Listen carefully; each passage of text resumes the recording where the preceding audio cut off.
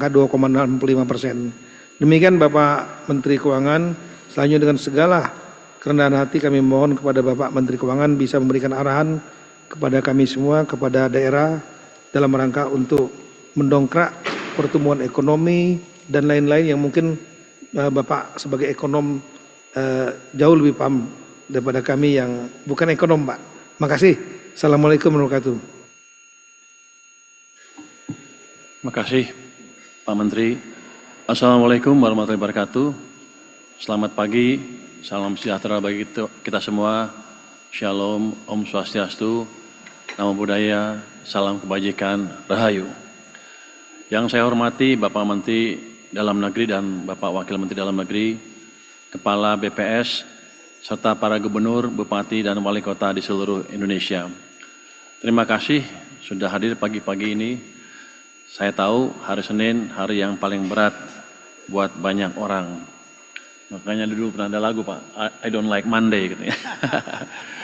Presentasi dari Pak Mendagri amat detail dan mendalam. Sebenarnya saya pengen nanya tadi tapi nggak tahu nih boleh nanya nggak. Sebelum saya ngomong saya tanya dulu ya Pak ya. Itu kalau anggaran daerah boleh defisit apa surplus apa enggak? Atau harus balance setiap tahun? Umumnya kita targetnya Pak, mereka harus surplus Pak, targetnya. Supaya ada cadangan. Dan kemudian kalau seandainya mereka defisit, maka nggak harus ngambil dari silpa atau ngutang Pak.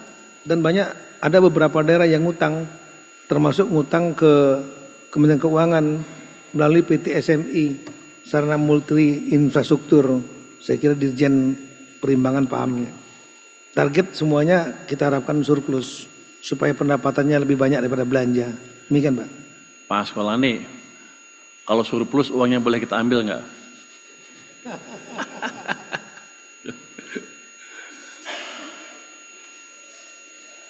Ya?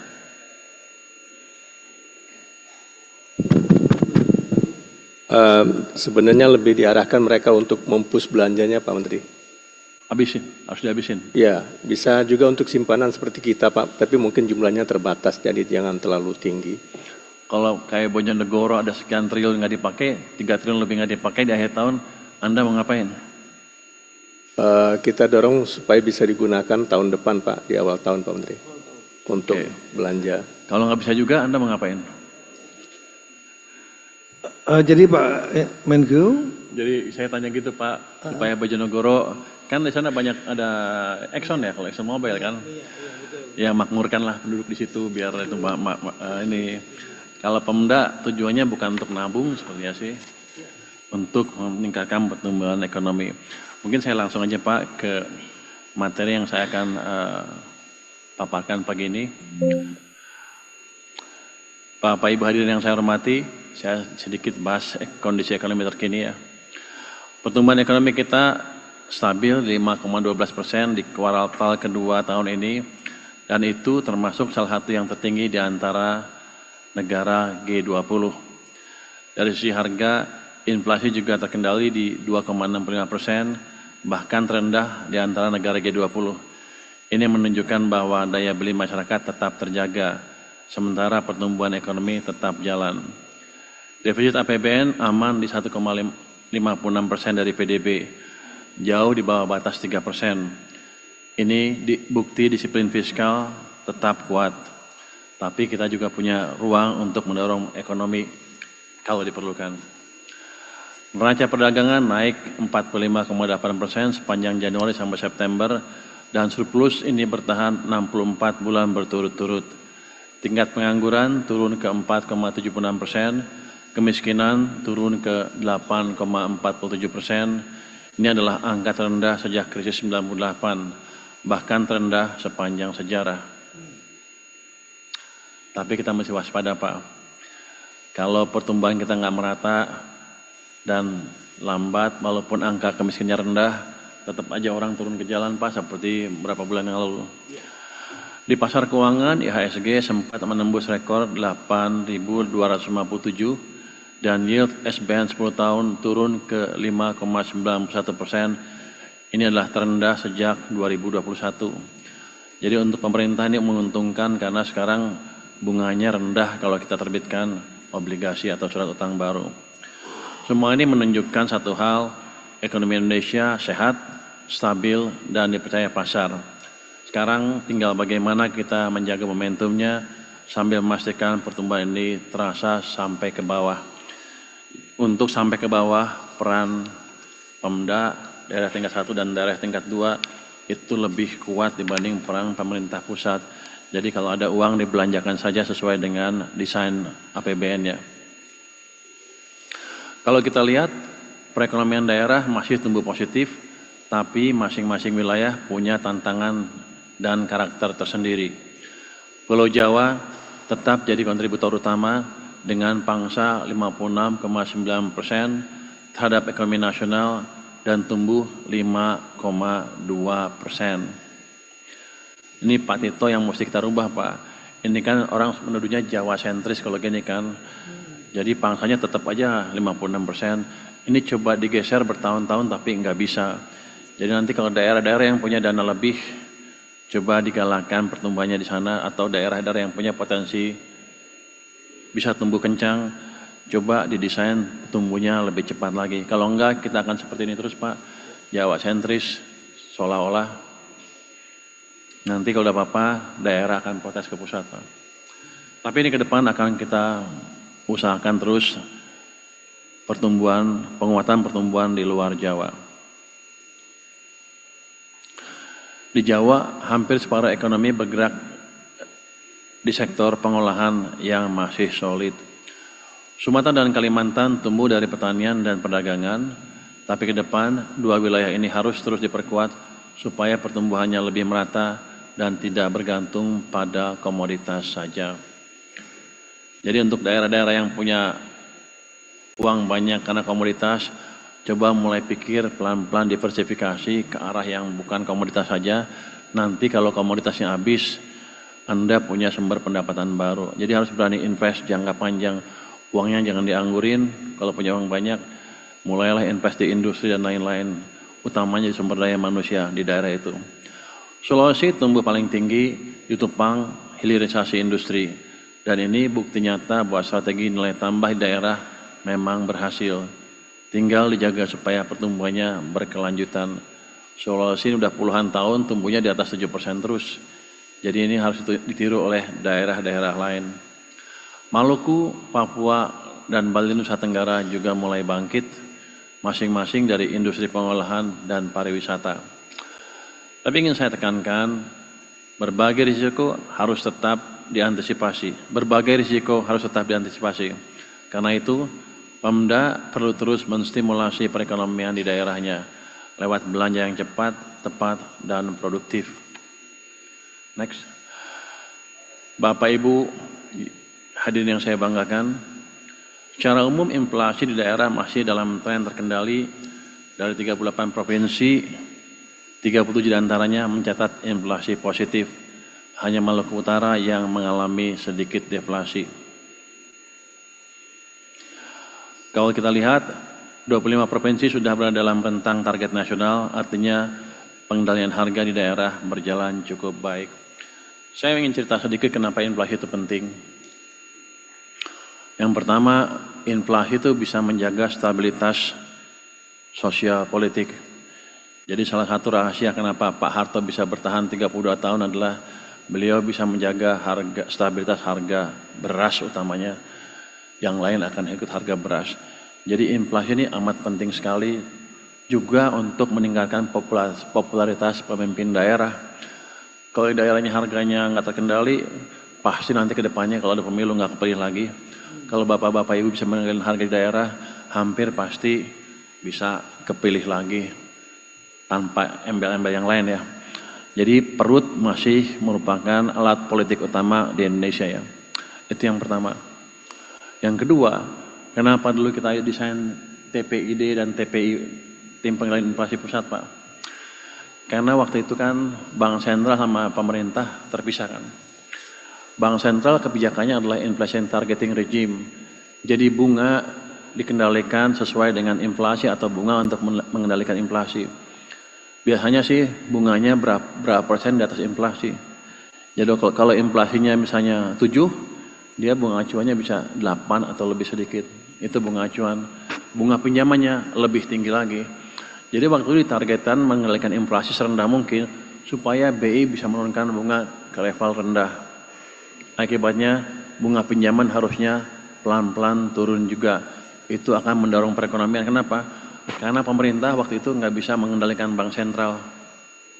Jadi cara kita mengendalikan bank sentral adalah mengendalikan inflasi ini. Kalau inflasi bisa terus-terusan 2,5, BI harus dipaksa, pelan-pelan akan bisa dipaksa menurunkan bunga acuannya ke 3,5. Harusnya bunga pinjaman juga turun mungkin ke 7 atau lebih rendah lagi. Kalau itu yang terjadi maka ekonomi kita bisa tumbuh lebih cepat lagi atau paling nggak bisa bersaing dengan negara lain. Karena di Malaysia bunga pinjaman paling 5%. Kalau di sini ketinggian ya perusahaan kita kalah bersaing. Jadi di sinilah pentingnya pengendalian inflasi. Selain tadi harga, perut dan lain-lain, tapi kita ingin meningkatkan daya saing ekonomi kita dibanding dengan ekonomi negara-negara tetangga kita. Jadi TPID itu seperti nggak penting, tapi sebenarnya amat penting sekali. Keterjangkauan harga di berbagai wilayah juga membaik karena pasokan lancar dan distribusi antar daerah semakin efisien. Kerjasama perdagangan antar daerah terbukti jadi faktor penting. Daerah yang aktif membangun jaringan pasokan lintas wilayah, inflasinya jauh lebih stabil. Tapi kita tidak boleh lengah. Tekanan harga pangan dan energi bisa datang kapan saja, terutama menjelang akhir tahun atau musim tanam baru. Karena itu, sinergi antara TPIP dan TPID harus terus diperkuat. Kita perlu kebijakan yang terukur dan responsif, bukan hanya menjaga harga, tapi juga memastikan ketersediaan barang dan kelancaran distribusi. Jadi tugas kita sekarang bukan hanya menahan inflasi tetap rendah, tetapi juga menjaga stabilitas harga dan pasokan secara berkelanjutan.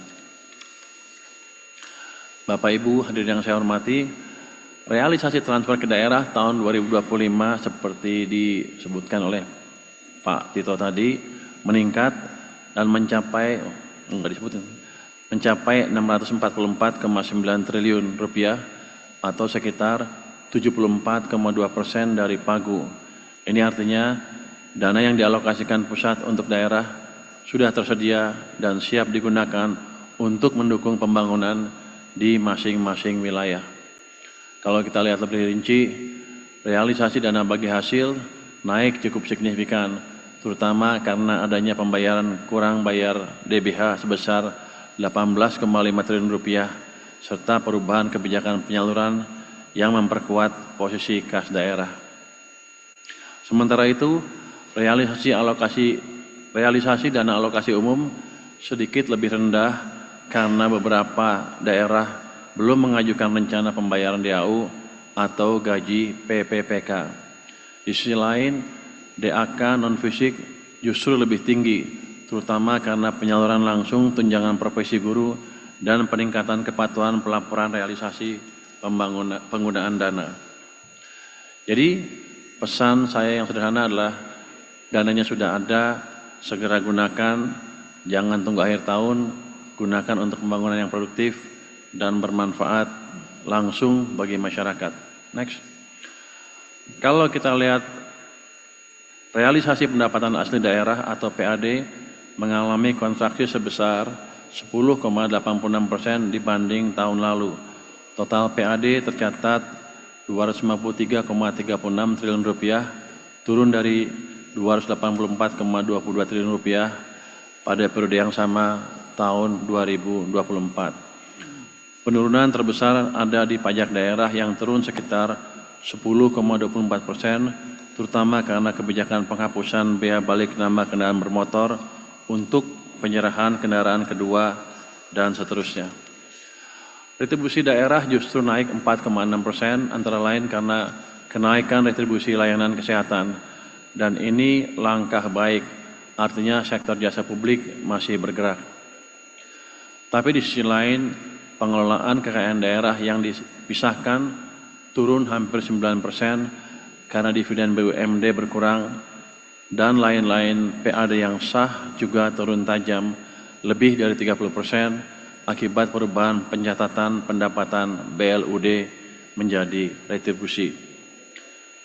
Kalau mau PAD naik, aktivitas ekonomi daerah harus digerakkan. Dorong sektor produktif, permudah izin, hidupkan UMKM, dan pastikan pelayanan publik benar-benar efisien.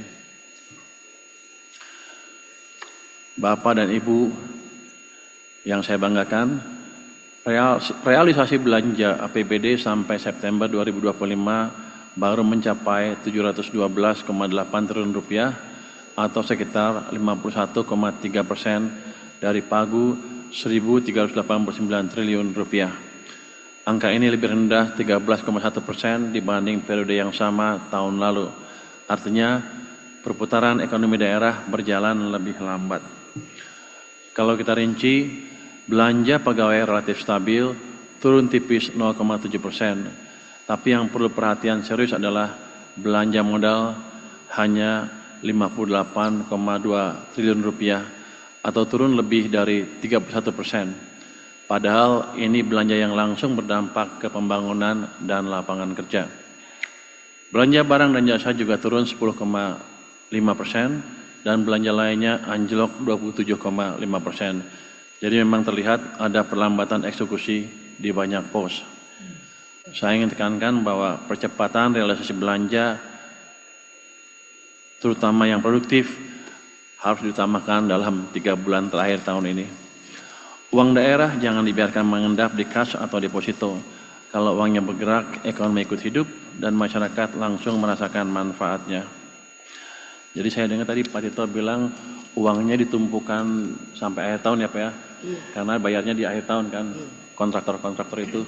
Tapi katanya daerahnya naruhnya di bank pembangunan pusat seperti di Jakarta, Bank Jakarta. Itu kan daerahnya uangnya nggak ada uang jadinya. Banknya nggak bisa muterin tuh, nggak bisa meminjamkan di sana. Harusnya walaupun nggak dibelanjakan, biar aja uangnya di daerah, jadi bank daerah bisa nyalurkan ke bisnismen atau pelaku usaha di kawasan itu. Jadi selalu kita bertanya-tanya tuh, kenapa uang di pusat terus numpuknya? Kalau kita sebar ke daerah dan uangnya balik lagi ke pusat, nggak ada gunanya tuh untuk daerah. Jadi ke depan harus dipikirkan lagi supaya uang tetap bertahan di daerah. Kalau bank daerahnya kurang bagus ya dibetulin supaya lebih bagus kinerjanya. Tapi kalau uangnya di pusat terus ya bank daerah juga nggak bisa napas. Dan yang penting adalah pembangunan daerahnya oleh swasta yang pinjam ke bank kalau uangnya ada di sana menjadi terhambat. Pemerintah pusat sudah menyalurkan dana ke daerah dengan cepat. Sekarang giliran Pemda memastikan uang itu benar-benar bekerja untuk rakyat. Next. Realisasi belanja APBD sampai dengan triwulan ketiga tahun ini masih melambat. Rendahnya serapan tersebut berakibat menambah simpanan uang Pemda yang nganggur di bank sampai 234 triliun rupiah. Jadi jelas ini bukan soal uangnya tidak ada, tapi soal kecepatan eksekusi. Tadi Pak Tito bilang bedanya dengan catatan di itu ada 18 triliun ya Pak ya, kalau dari kas daerah. Justru saya jadi tanya-tanya, 18 triliun itu kemana? Karena kalau bank sentral pasti ngikut, itu dari bank-bank di seluruh Indonesia termasuk di BI, segitu tercatat. Kalau di Pemda kurang 18, mungkin Pemdanya kurang teliti ngitungnya Pak, nulisnya Pak. Kalau BI itu pasti udah di sistem semuanya. Jadi itu mesti diinvestigasi itu kemana yang selisih 18 triliun itu.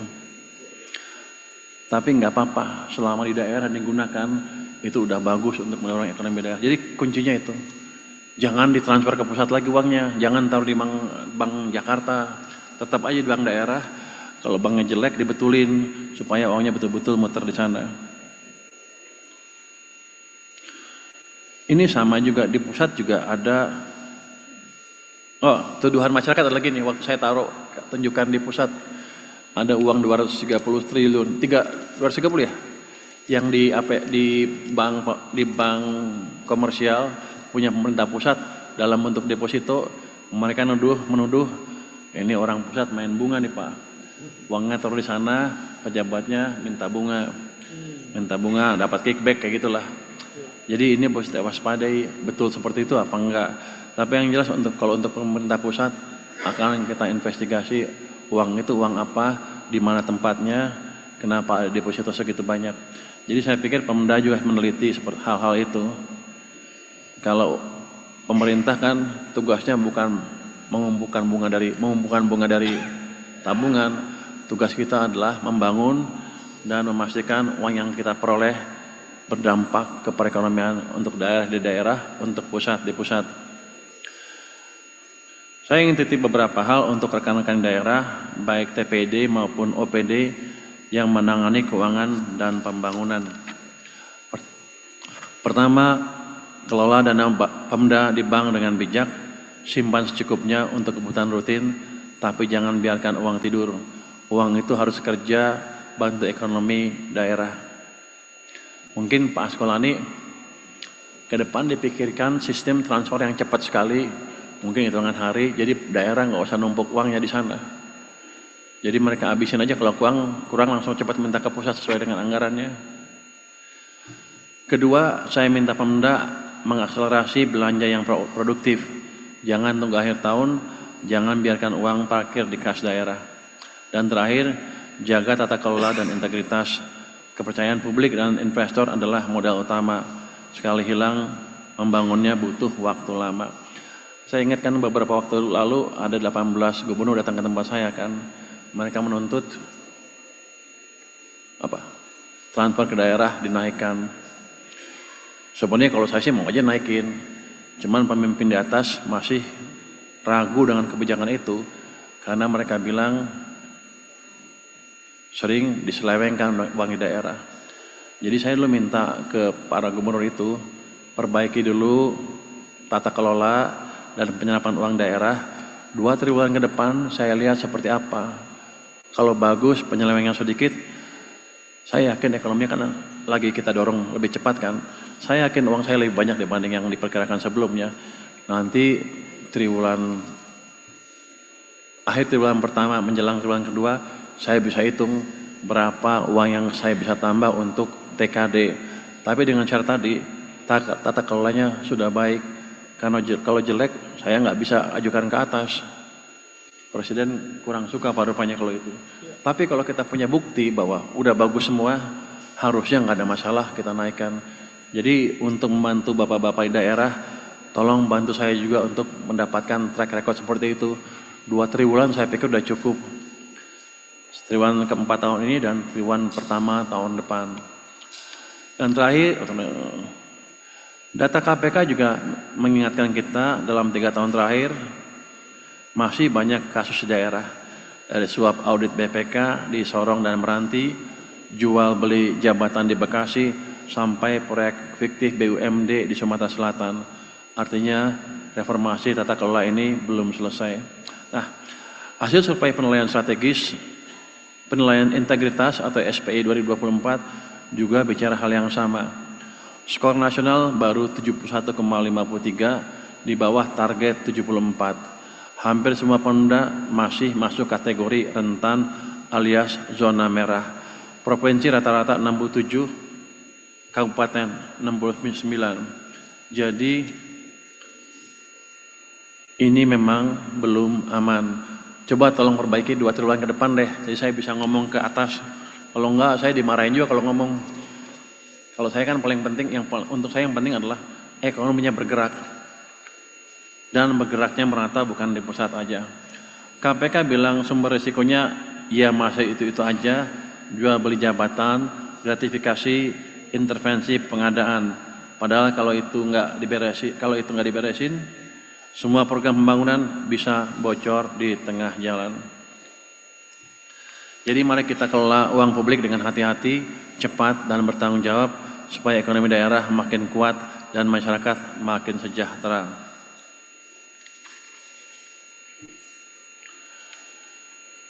Mari dorong pelaksanaan anggaran yang lebih cepat dan lebih tepat dan lebih transparan. Gunakan dana dengan bijak, kelola kas daerah dengan efisien dan jaga integritas dalam setiap keputusan. Kalau semua ini berjalan seirama, kepercayaan publik akan tumbuh, investasi mengalir dan ekonomi daerah semakin tangguh. Yang paling penting untuk saya adalah Saya punya ground atau landasan untuk bilang ke atas, daerah mesti ditambah uangnya, jangan dipotong sebanyak kemarin. Saya percaya dengan kerja dan disiplin dan niat yang bersih, kita bisa menjaga stabilitas sekaligus memperkuat pertumbuhan ekonomi di daerah maupun secara keseluruhan nasional. Terima kasih Pak. Wassalamualaikum warahmatullahi wabarakatuh. Waalaikumsalam warahmatullahi wabarakatuh. Makasih banyak untuk Bapak Purbaya. Tangan dulu lah. Baik Bapak sekalian, waktu beliau terbatas, tapi terima kasih karena kesibukan Bapak yang sangat banyak dan ini waktu yang sangat berharga sekali bagi Bapak untuk hadir di sini. Mudah-mudahan ini bukan yang pertama.